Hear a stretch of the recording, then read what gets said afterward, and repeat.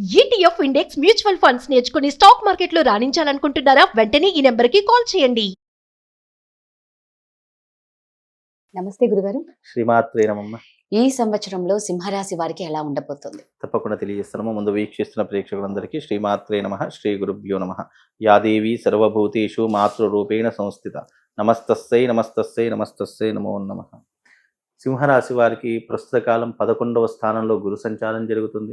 తదుపరి జూన్ 2వ తారీఖు తర్వాత వ్యయ స్థానంలోకి అంటే 12వ స్థానంలోకి గురు సంచారం అనేటటువంటి ప్రారంభమవుతుంది. కనుక ఈ సంవత్సరము జూన్ 2వ తారీఖు వరకు చాలా అద్భుతంగా కొనసాగుతుంది సింహరాశి వారికి.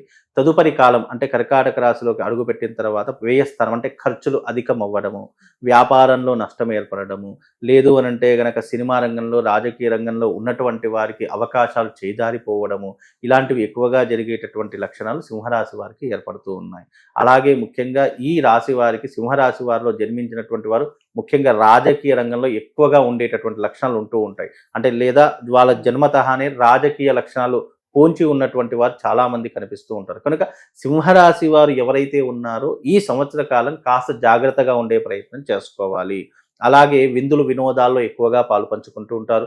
విదేశాలకు కావచ్చు, లేదా విహార యాత్రలకు కావచ్చు, స్థాన చలనం కావచ్చు, ఇలాంటివి ఎక్కువగా జరిగేటటువంటి లక్షణాలు ఈ రాశి వారికి ఏర్పడుతూ ఉంటాయి.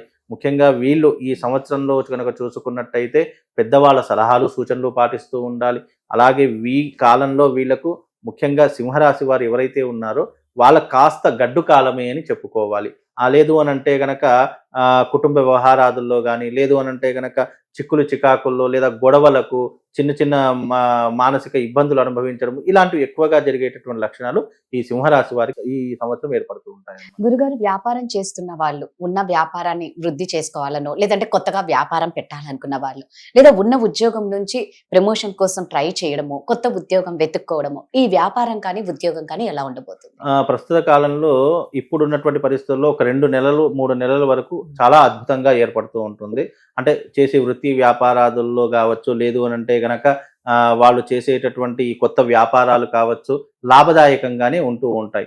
తదుపరి అంటే ఎప్పుడైతే జూన్ 2వ తారీఖు తర్వాత అంటే జూన్ నెలలో గనక చూసుకున్నట్టయితే పెట్టిన పెట్టుబడులు కాస్త ఆలస్యంగా రావడం కావచ్చు, లేదు అంటే గనక నష్టం ఏర్పడేటటువంటి అవకాశాలు ఏర్పడటం కావచ్చు, తొందరపాటు నిర్ణయాలు ఎక్కువగా తీసుకునేటటువంటి లక్షణాలు ఏర్పడము, లేదు అని అంటే గనక ఇన్స్టెంట్లో ఏదైనా పని అయిపోవాలని చెప్పి డబ్బులు అధికంగా ఖర్చు చేసేటటువంటి పరిస్థితులు సింహరాశి వారికి ఏర్పడతాయి. కనుక ఇప్పుడున్న పరిస్థితుల్లో ఉన్నదాన్ని నడిపించుకోవాలి తప్ప కొత్త దాని జోలికి వెళ్లకుండా ఉంటే కాస్త బాగుండేటటువంటి అవకాశం ఉంటూ ఉంటుంది.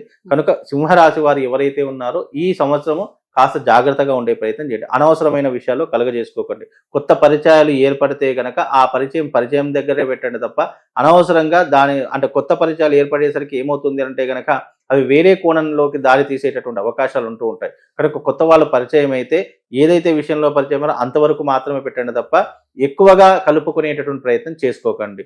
అలాగే ఈ సంవత్సరంలో కొత్త పరిచయాలు ఏర్పడడం ద్వారా కొద్ది ఇబ్బందులు కూడా ఏర్పడుతూ ఉంటాయి. కనుక కాస్త జాగ్రత్తగా ఉండే ప్రయత్నం చేస్తే అన్ని రకాలుగా బాగుంటుందండి. వివాహం కానీ సంతానం కానీ ఎలా ఉండబోతుంది? సింహరాశి వారికి వివాహ యోగ ప్రయత్నాలు అయితే సఫలీకృతం అవుతూ ఉంటాయి. అందులో ఏ ఇబ్బంది లేదు. వివాహం కానటువంటి వారికి మాత్రం వివాహ యోగం కుదిరేటటువంటి అవకాశం ఏర్పడుతూ ఉంటుంది. కాకపోతే ఆరోగ్య సమస్యలు ఎదుర్కొనేటువంటి పరిస్థితులు అయితే ఏర్పడుతూ ఉంటాయి. ఆరోగ్య విషయంలో మాత్రం కాస్త జాగ్రత్తగా ఉండాలి. ఎందుకంటే ఇప్పుడు సింహరాశి వారి యొక్క ఇంట్లో కేతువు సంచరిస్తున్నాడు కాబట్టి కేతు సంచారం వల్ల వీళ్ళకు దైవిక పరమైనటువంటి భక్తి పెరుగుతూ ఉంటుంది. అలాగే పుణ్యక్షేత్రాలు తీర్థయాత్రలు ఎక్కువగా చేసేటటువంటి పరిస్థితులు ఏర్పడుతూ ఉంటాయి.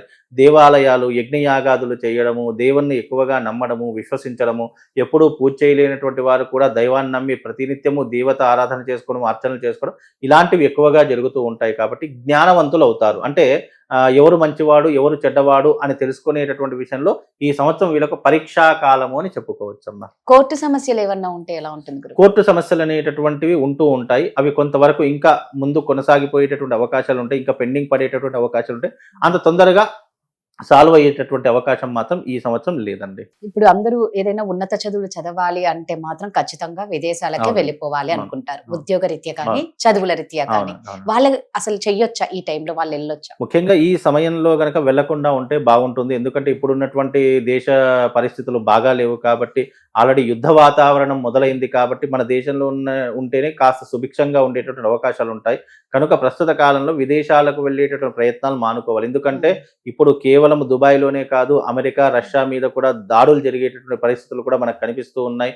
కాబట్టి రాబోయేటటువంటి రోజుల్లో ఇంకా ఏ దేశం మీద ఎలాంటి పరిణామం చూపిస్తుందో ఎవరు కూడా ఊహించలేరు. కాబట్టి ప్రస్తుత కాలంలో విదేశాలకు వెళ్ళేటటువంటి పరిస్థితులు మానుకుంటే కొంతవరకు బాగుంటుంది. కొద్ది కాలము అంటే ఎప్పుడు దాదాపు ఒక జూన్, జూలై తర్వాత ఏదైనా ప్రయత్నాలు అంటే అప్పటికి దేశ సమస్యలు ఏదైనా పరిష్కరించబడితే గనక అప్పుడు వెళ్ళే ప్రయత్నం చేయాలి తప్ప ప్రస్తుత కాలంలో అయితే వెళ్ళేటటువంటి ప్రయత్నం పెట్టుకోకండి. ఇప్పుడున్నటువంటి యుద్ధ వాతావరణంలో ఎప్పుడు ఏం జరుగుతుందో ఎవరు కూడా గ్రహించలేరు. కాబట్టి కాస్త జాగ్రత్తగా ఉండే ప్రయత్నం చేసుకోండి. ఈ రాశి వారు ఏ భగవన్ నామస్మరణం చేయాలి, ఏ ఆలయానికి వెళ్ళాలంటారు? ముఖ్యంగా సింహరాశి వారు దుర్గా అమ్మవారిని ఆరాధించడము, సూర్య ఉపాసన చేయడం, ప్రతిరోజు సూర్య నమస్కారాలు చేసుకోవడము, అలాగే ప్రతినిత్యము సప్తాశ్రుతమారుహుడం ప్రచండం కశ్యపాత్మనం శ్వేత పద్మాధరం దేవం తం సూర్యం ప్రణమామ్యహం అనేటువంటి శ్లోకం చదువుకునే ప్రయత్నం చేయండి. అలాగే ప్రతిరోజు క్రమం తప్పకుండా అమ్మవారి యొక్క ఆలయాన్ని, మీ దగ్గరలో ఉన్నటువంటి అమ్మవారి యొక్క ఆలయానికి వెళ్ళి వచ్చే ప్రయత్నం చేయండి. ప్రతి శుక్రవారం కుంకుమార్చన చేసుకునేటటువంటి ప్రయత్నం చేయండి. తద్వారా కొంతవరకు ఉపశమనం కలిగేటటువంటి అవకాశాలు ఏర్పడుతూ ఉంటాయి. సింహరాశి వారు వీలైతే ప్రతి శుక్రవారం రోజున రాహుకాలంలో నిమ్మకాయలో దీపం వెలిగించేటటువంటి ప్రయత్నం చేయండి. తద్వారా కొన్ని గండాలు, ఆపదలు ఏవైతే ఉన్నాయో అవి దూరం అయిపోయేటటువంటి అవకాశాలు ఏర్పడతాయండి. రాహుకాల పూజ చేయాలి. రాహుకాల పూజ చేయాలి.